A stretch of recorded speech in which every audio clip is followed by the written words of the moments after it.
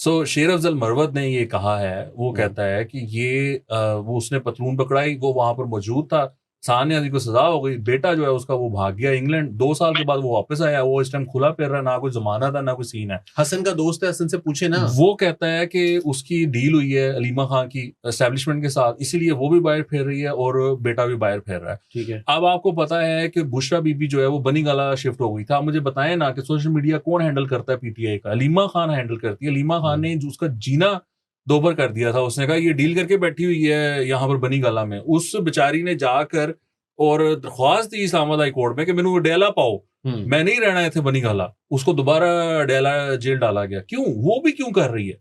ये सारी स्ट्रगल है लीडरशिप के लिए, पार्टी टेक ओवर के लिए। अलीमा भी और बुशरा भी। तो अब आपने चूज करना है। अब आप बताएं कि ये जो मरूसी सियासत है, ये ऑप्शन आपके पास दो ही हैं। देखिए दूसरी तरफ भी मरूसी सियासत है। देखिए 1857 की जंग आजादी में शाह महमूद कुरैशी के जो बड़े थे ना, उन्होंने अंग्रेज का साथ दिया था। 1857 की जंग आजादी में। अरे उनका पीटीआई से तो नहीं ना कोई ताल्लुक यार। नहीं, माशाल्लाह 200 साल का तजुर्बा है उनके पास। इमरान खान 5 पुश्तों का। इमरान खान से तो नहीं ना निस्बत। क्यों नहीं है निस्बत? अब आप बना दे कोई निस्बत। आसिम मुनीर से निस्बत है उनकी। उनकी अफवाज पाकिस्तान से निस्बत है, उनकी कॉलोनियल आर्मी से निस्बत है। आज की निस्बत है कोई? इमरान खान क्या बेचता है? जुमा जुमा 8 दिन में उसका लीडर बने हुए।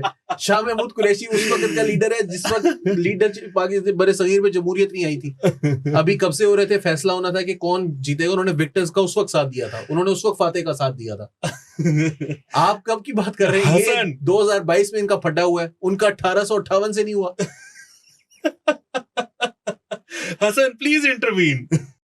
यार आप लोग आगे चले गए हो। मैं आपने इतनी अच्छी वो बात कर रहे थे, आप अलीमा खान वाली आप कंस्पिरेसी थ्योरी बता रहे थे, मैं आपको उसमें सबूत देने लगा था, आपने मुझे मौका ही नहीं दिया, आप आगे ही भागते गए। वो जो उनके बेटे हैं ना, जो आप जिनको इल्जाम एलिजेडली बंदूक पतलून कुछ उन्होंने पकड़ाई थी, वो यहाँ लंदन में थे। उन्होंने यहाँ पे असाइलम अप्लाई किया हुआ था, ठीक है, क्योंकि मुझे पाकिस्तान में मेरी जान को खतरा है और मुझे आप असाइलम दें। वो अपने बाल बच्चों के साथ यहाँ पे। एक्चुअली मैं मतलब I know where he lives and I also know people जो उनके कॉमन फ्रेंड्स हैं। तो ये बड़ी मतलब मैं आपको भरपूर पक्की खबर बता रहा हूँ कि उन्होंने यहाँ असाइलम अप्लाई किया हुआ था। और अब वो जब पाकिस्तान वापस गए हैं, तो वो जब आप किसी जगह पे इस तरह असाइलम अप्लाई करते हैं ना, ये कह के कि मेरा मुल्क जो है मेरे लिए बहुत खतरनाक है and I can't go back there, तो you are not allowed to go back there unless that asylum approval is done. और फिर उसके बाद आपको रेफ्यूजी पासपोर्ट मिल जाए, आप उस पर भी नहीं जा सकते। फिर वो जब तक आपको उस मुल्क की नेशनैलिटी नहीं मिलती और पासपोर्ट नहीं मिलता, वो एक लंबा प्रोसेस है 5-7 साल का, तब तक आप अपने मुल्क वापस नहीं जा सकते। तो इन्होंने क्या किया कि इन्होंने ये जो अपना असाइलम का केस किया हुआ था, सारा वकील को पैसे दिए हुए थे, वो पूरा प्रोसेस होता है, उसको इन्होंने होल्ड करवा लिया और इन्होंने ही took his application back to go back to Pakistan. Now the only reason that will happen is that what you just said, कि कोई डील है किसी लेवल पे कि उनको किसी ने यकीन दहानी कराई होगी, तो वो अच्छा भला यहाँ पे साइलम अपना ले रहे थे और सब कुछ कर रहे थे, पाकिस्तान से भागे हुए थे। All of a sudden he just went back और ये सारा रिटर्न करके वो चले गए। तो कहीं किसी न किसी लेवल पे अलीमा खान साहबा ने या तो अपनी तरफ से उनको कुछ ऑफर किया हुआ है, या उनको गुडविल के तौर पे ऑफर की गई है कि चलें हम आपको ये ऑफर करते हैं कि आपका बेटा पाकिस्तान आ सकता है, हम उसको नहीं कुछ करेंगे, आप उसको वापस ले आए, ठीक है। तो यहां तक तो ये एक्चुअल बात है।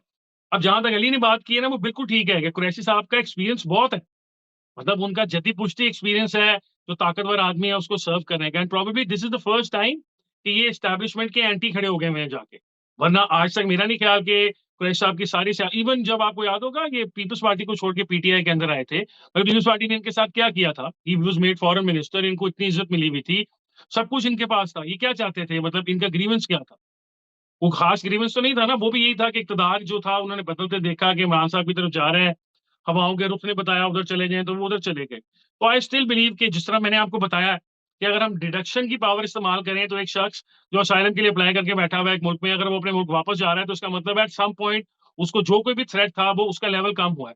तो वो थ्रेट का लेवल इसी तरह ही कम हुआ होगा ना, को गिव एंड टेक हुआ होगा, कुछ ना कुछ हुआ होगा। अच्छा हसन, अब इस पे ना सनम जावेद और आलिया हमजा को 5-5 साल सजा हुई है, बाकियों को 10-10 साल हुई है। अब इतराज ये आ रहा है कि सनम जावेद को 5 साल क्यों, उसको 10 साल क्यों नहीं? क्योंकि वो लोग ये कह रहे हैं, वो वीडियोस निकाल ली लोगों ने कि ये तो मतलब जो है ना प्राइम इंस्टिगेटर वहां पर सारा कुछ करने वाली, और वो सारी मामलात करने वाली, और फिर वो वहां पर वो गई अपना राहत बेकरी वाले चौक पे, वहां जाके भी लड़ी, जिना उसके बाहर भी लड़ी, सारा कुछ किया।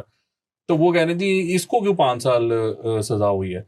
तो आई थिंक उनकी भी कोई सेटिंग शूटिंग तो कहीं ना कहीं थोड़ी बहुत तो हुई होगी, जो ये 5 साल हुई है, 5 साल का हो सकता है ये बाद में खत्म भी हो जाए फिर उनकी ये सजा।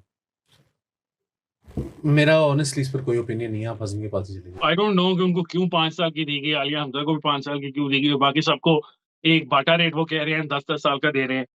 अ, शायद शायद ये हो कि को और मजीद भी उनको किसी केस में सजा देनी हो, तो उन्होंने कहा कि इनकी तो पूरी कराएंगे। I don't know the reason, कुछ शायद लॉयर कुछ बताते होते हैं कि एक खास सालों की अगर आपको सजा हुई हो तो उसमें आपकी जो बेल है या उस किस्म का जो कॉन्सेप्ट है वो मुश्किल होती जाती है। आई सपोज उतने साल पूरे कर लिए होंगे।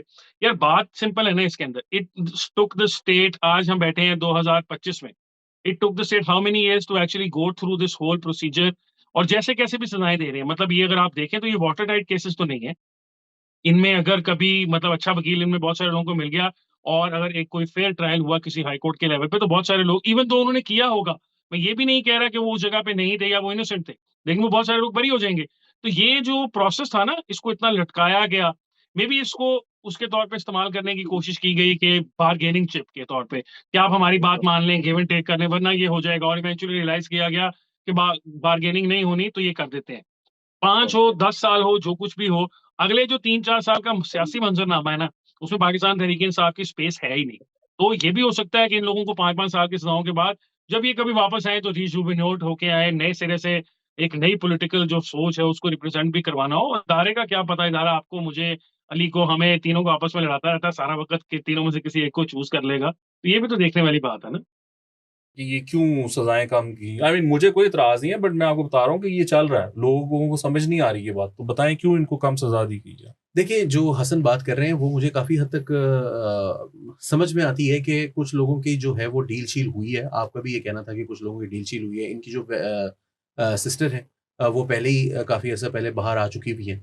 और जिन लोगों की डील है, अभी हमने शाह महमूद कुरैशी की बात की, उनकी जो बेटी हैं वो बड़ा खुल के बोली जब 6 मई पे इंडिया ने जब हमला किया, तो उन्होंने कहा, "अब जाओ जरा जाके वहां पर डाले लेकर जाओ।" जब ये खातून जो है, इनकी जो बहन है, वो भी बड़ा खुल के बोल रही थी। तो इन लोगों को आई गेस, जिन लोगों को कुछ इजाज़त है बोलने की, कुछ भी करने की, उनको सज़ा भी कम हुई है। और जो लोग जेल में पहले से हैं, उनकी कोई माफ़ी नहीं है।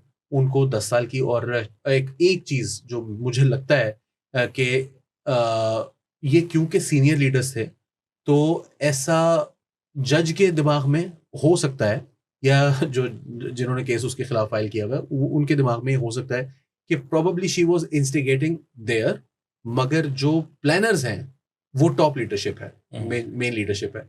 उसके बारे में उनका जो व्यू है वो डिफरेंट होगा। और जो मौके पर मौजूद ऐसे लोग थे, second tier third tier leadership, क्योंकि ये जाहिर है टॉप टियर में तो नहीं आती, जैसे महमूद साहब हैं, या यास्मीन राशिद साहब हैं।